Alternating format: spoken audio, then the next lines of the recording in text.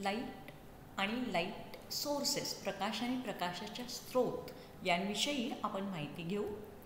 आपल्याला माहिती आहे की आपल्याला जो प्रकाश दिसतो तो धवल शुभ्र रंगाचा असतो, पण न्यूटननी हे दाखवून दिलं की प्रिझममधून जर हा प्रकाश पाठवला तर त्याच्यातील हे 7 रंग वेगवेगळे होतात. म्हणजे दृश्य प्रकाश जो आपल्या डोळ्यांना जाणवणारा प्रकाश जो आहे तो पांढरा नसून तो 7 वेगवेगळ्या रंगांचा बनलेला असतो. भौतिकशास्त्रामध्ये पांढरा आणि काळा हे रंग अस्तित्वात नाहीत. पांढरा म्हणजे सगळे 7 रंग हजर असणं, त्यांचा मिळून पांढरा, आणि काळा म्हणजे कोणताही रंग नसणं. आणि हे जे रंग आहेत ते या लहरींच्या, प्रकाश हा लहरी स्वरूप असतो, या लहरींच्या तरंगलांबी म्हणजे वेव्हलेंथवर अवलंबून असतो. आणि 4000 अँगस्ट्रॉम युनिट ते 7000 अँगस्ट्रॉम युनिट ही जी रेंज आहे वेव्हलेंथची, ही व्हिजिबल किंवा दृश्य प्रकाशाची ही रेंज. ओके, आता आपण जे प्रकाशाचे स्रोत लाईट सोर्सेस वापरतो ते 2 प्रकार आपण म्हणतो, कन्व्हेन्शनल ट्रॅडिशनल सोर्स आणि लेसर. आता इथं ट्रॅडिशनल सोर्सचा अर्थ पारंपरिक म्हणजे फार पूर्वी इतिहासात वापरलेला सोर्स असा घ्यायचा नाही आहे, तर जो दैनंदिन जीवनात आपण जो प्रकाश स्रोत वापरतो त्याला आपण ट्रॅडिशनल सोर्स म्हणायचे. म्हणजे उदाहरणच द्यायचं तर इन्काडेसेंट लॅम्प, डिस्चार्ज ट्यूब, किंवा जे अलीकडे तुम्ही नवीन वापरता CFL, LED, ही सुद्धा ट्रॅडिशनल सोर्स म्हणून आपल्याला घेता येतील. आणि दुसरा जो प्रकार आहे तो लेसर. आता या दोन्हीमध्ये फरक काय आहे त्याचा आपण विचार करू. त्याच्या पूर्वी ह्या मी तुम्हाला चित्र दाखवलेली आहेत. हा जो आहे हा ट्रॅडिशनल सोर्स आहे.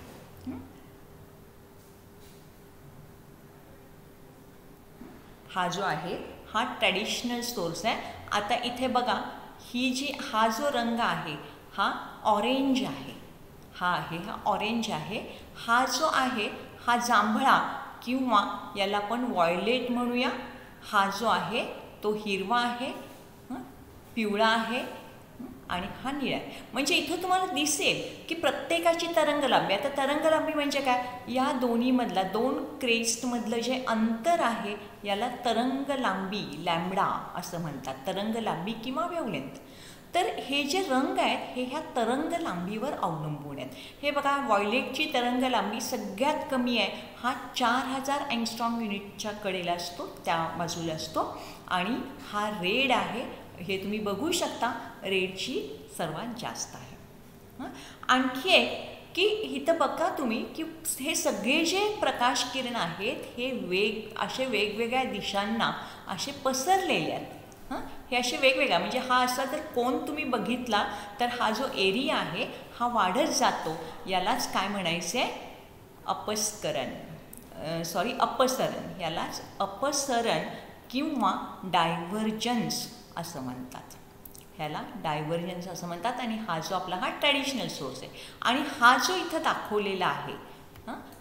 दाखवलेला आहे तो लेसर आहे, याला लेसर म्हणायचं. आता इथे तुम्ही बघू शकता हे सगळे जे प्रकाश किरण आहेत ह्या लेसरमधून बाहेर पडलेले हे सगळे एकाच रंगाचे आहेत. हा, तर ह्याच्यावरून फरकाचे काय काय मुद्दे सांगता येतील आपल्याला ते बघूया आपण.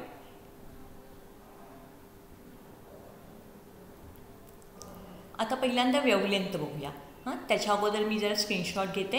आणि हा पारंपरिक आहे आणि हा आहे, दोन्ही दाखवलेले आहेत इथे, पारंपरिक आणि लेसर असे दोन्ही दाखवलेत. आता वेव्हलेंथ बघूया. आत्ताच आपण बघितलं की हा जो इन्काडेसेंट लॅम्प आहे, हा इन्काडेसेंट लॅम्प हा सगळ्या रंगाचे प्रकाश किरण उत्सर्जित करतो. अगदी व्हायोलेटपासून रेडपर्यंत सगळ्या रंगाचे प्रकाश किरण तो उत्सर्जित करतो. तर म्हणून ह्याला बहुवर्णी असं म्हणायचं. म्हणजे वेव्हलेंथ वेगवेगळे आहेत, याला बहुवर्णी असं म्हणायचं. आणि हा जो लेसर आहे हा एकवर्णी किंवा मोनोक्रोमॅटिक असं म्हणतात त्याला. वेवलेंथ जी आहे ती पॉलिक्रोमॅटिक आणि मोनोक्रोमॅटिक.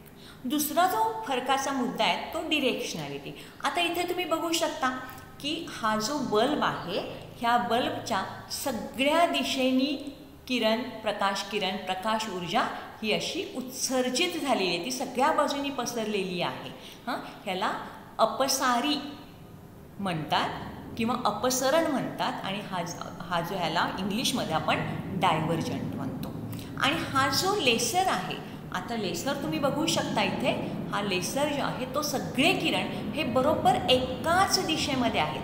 हे लेसर आहेत हे बरोबर एकाच दिशेमध्ये असे आहेत आणि म्हणून ह्याला हायली डिरेक्शनल, एक दिशीय असं म्हणतात. आता पुढचा जो मुद्दा आहे तो कोहरन्स. कोहरन्स म्हणजे ससंजकता. कोहरन्सला मराठीत काय म्हणतात? संजकता. कोहरन्स म्हणजे सगळे जे हे वेव्ज आहेत, ह्या सगळे जे तरंग आहेत त्यांच्यामध्ये एक फेज रिलेशन, फेज म्हणजे प्रावस्था, एक फेज रिलेशन असतं. आता इथे हे जर तुम्ही इन्कार्डेसेंट लॅम्प जर बघितला तर इन्कार्डेसेंट लॅम्प बघा तुम्ही कुठे आहे, इथं ह्याच्यामध्ये मी दाखवते तुम्हाला.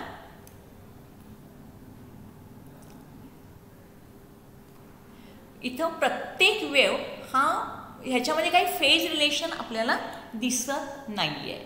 ह्याच्यामध्ये फेज रिलेशन आपल्याला दिसत नाही आहे. आता हा जर तुम्ही बघितला तर काही उगमस्थानी हे क्रेस्ट आहेत, काही हे उगमस्थानी क्रेस्ट आहेत. आता हा बघितला तर हा ट्रफ आहे, हा बघितला तर हा क्रेस्ट आहे, हा ट्रफ आहे.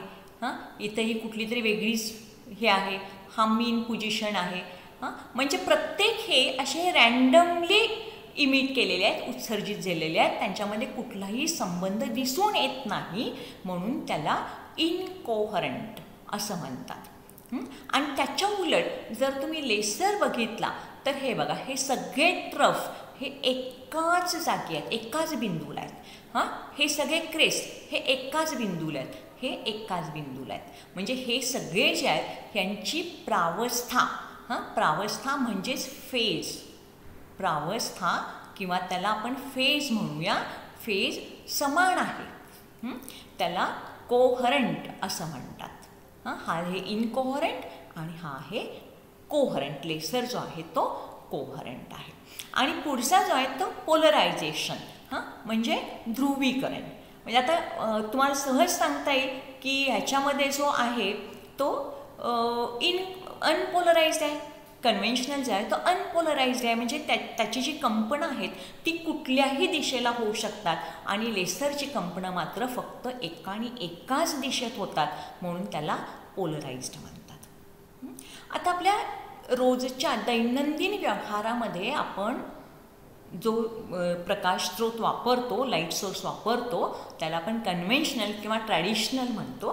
तो बहुवर्णीय असतो, तो अपसारी असतो, तो संसंजित नसतो, म्हणजेच हा पॉलिक्रोमॅटिक आहे, डायव्हर्जंट आहे आणि इनकोहरंट आहे.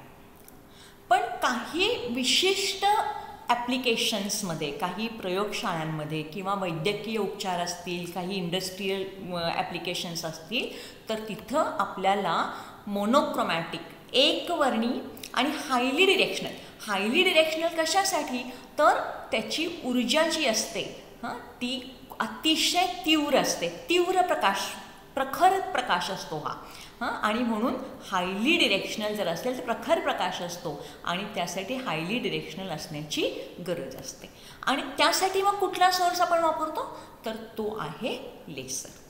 आता लेसर ही काही संज्ञा नाही आहे किंवा संकल्पना नाही आहे, तर ती अद्याक्षरं आहेत.